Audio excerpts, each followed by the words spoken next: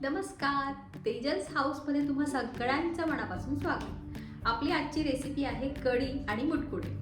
आता कढी आणि मुटकुळे करून घेण्यासाठी आपल्याला काय काय साहित्य लागतं ते आपण आधी बघून घेऊयात. मुटकुळे हे हरभऱ्याच्या डाळीचे असतात. तुम्ही त्यात थोडी मुगाची डाळ मिक्स केली तरी चालेल. आता मुटकुळे हे आपल्याला वाफवून घ्यायचे असतात, म्हणून मी इथे वाफ काढून घेण्यासाठी खाली कढईत थोडं अर्धा ग्लास पाणी घातलं आहे. त्यावर स्टीलची गाणी ठेवली आहे. स्टीलच्या गाणीला मी तेल लावून घेतलं आहे आणि त्याला कवर करून घेण्यासाठी मी त्याच्यावर ताट ठेवलं आहे. मी इथे 1 वाटी हरभऱ्याची डाळ रात्रभर भिजत घातली होती. ती आता मिक्सरच्या जारमध्ये काढून घेते आणि ही आपल्याला जाडसर म्हणजे असं रवेदार याची पेस्ट करायची. आपल्याला ही बारीक करत असताना यात आपल्याला पाणी ॲड करायचं नाही. आणि आता हे पाणी पण मी निथळून घेणार आहे. यातलं काहीच पाणी मी त्या डाळीत ॲड करणार नाही. नंतर इथे 3 ते 4 लसणाच्या पाकळ्या मी यात घालून घेते.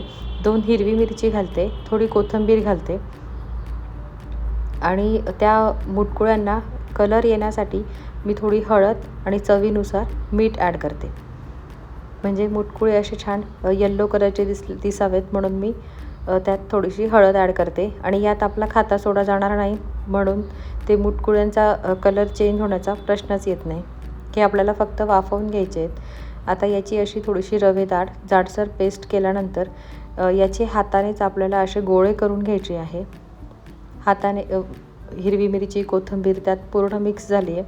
असे हातानेच गोळे केल्यानंतर आपण स्टीम करून घेण्यासाठी जे भांडं ठेवलं होतं, म्हणजे जी गाणी ठेवली होती, त्याला मी ऑलरेडीच तेल लावलेलं होतं. त्यात आपल्याला आता एक एक मुटकुळे ॲड करायचे. आता आमच्या खानदेशमध्ये या मुटकुळ्यांनाच फुनके या नावाने ओळखलं जातं.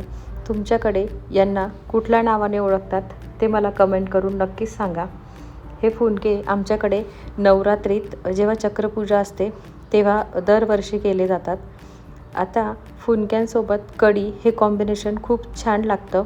आता तिथे आपले जे आहे मुटकुळे आहेत ते 20 मिनटासाठी मी वाफत ठेवले आहे, स्टीम करून घेण्यासाठी ठेवले आहे. तोवर आपण इथे कढी करून घेऊ. आता कढी करण्यासाठी मी हिरवी मिरची, लसूण आणि कोथिंबीर पण घातली आहे त्यात मी. आणि हे पण पेस्ट आपल्याला अशी थोडीशी जाडसर करून घ्यायची आहे.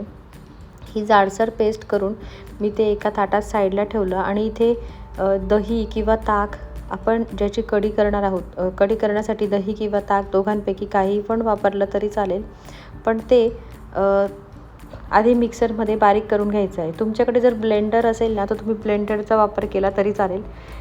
ती जी कढी आहे ती एकसंध होण्यासाठी म्हणून मी ते मिक्सरमध्ये बारीक करून घेते.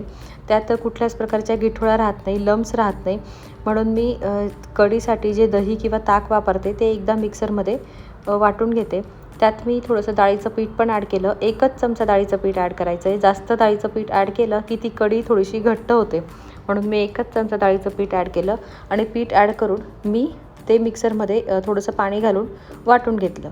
नंतर कढी म्हटली की त्यात भरपूर असा कढीपत्ता आलाच, म्हणून मी इथे कढईत 1 चमचा तेल तापत ठेवलं. त्यात जिरे, मोहरी, भरपूर असा कढीपत्ता घातला आहे.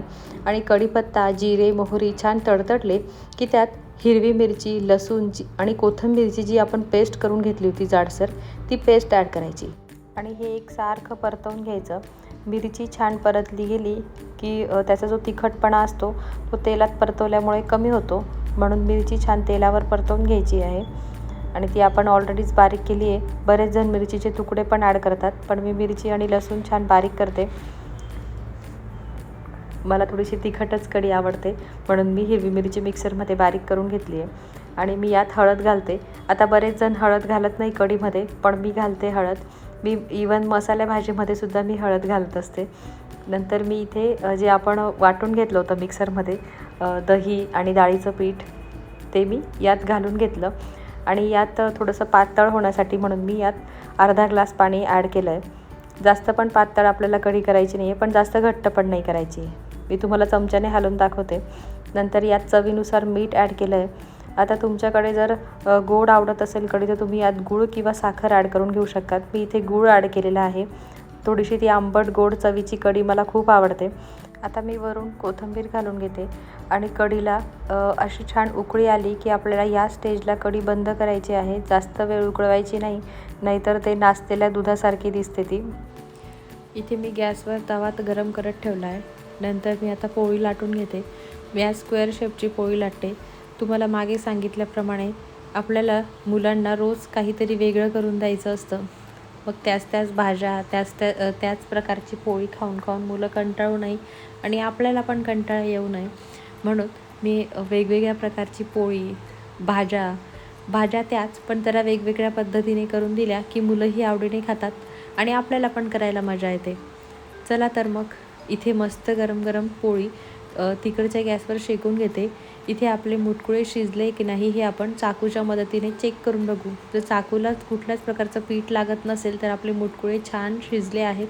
आता मी एका प्लेटमध्ये सर्व करते.